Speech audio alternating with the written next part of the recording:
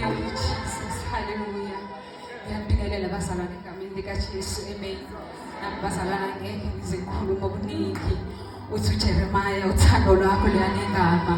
Lemqoba amathamba phela nya, hallelujah. Lunihengile ngahengeka. Sisewuthandweni, hallelujah. Sihlangene nje sewuthandweni sonke. Siyengiwe ngothando lukaNkulunkulu bazalwana, hallelujah.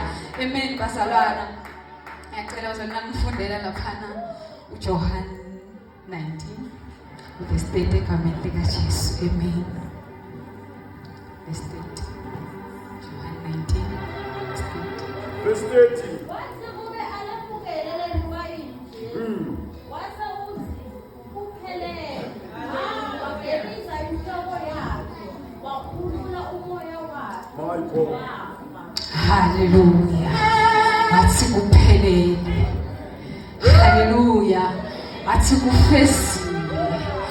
Ubhala kahle uthi ngumlilo lento. Inamandla lento. Ivalelwe ngaphakathi kimi egameni likaJesu.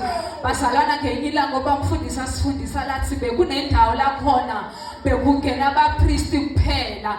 Labapristi bebesinxusela bazalwana njalo masonile phambi kaNkulunkulu besihambisa umhlatshelo kube ngabapristi abasicelelayo phambi kaNkulunkulu. Kodwa namuhla uthi uJesu Kristu kuphelele kufeziwe ukuthi mina nawe sikhona kuyobhekana ngqono uNkulunkulu. Sithi baba sonile sicela ukuthi sithethelela ukuthi baba nomoya mina omubi ngicela umthethelela nisho izinto zikwengaba left and right and center. uNkulunkulu kuphala magunya yokuthi uyela yena ngqo, haleluya.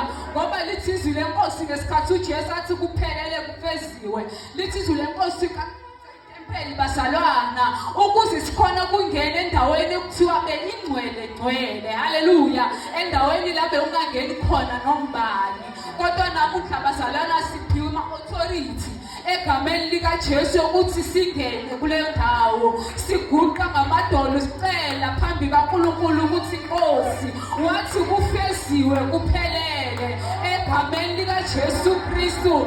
Asithi niyalinganisa bazalwana nokuma-ke emashaba nje nomoya onhlasela isiketa sikhona ukuqina kahle. Niyakhona kusondela phambi kaNkulunkulu nithi Nkosi Jesu nasi isiketi asiqinile isiketi sami alinaso isibindi noma alinaso isimilo egameni likaJesu, haleluya.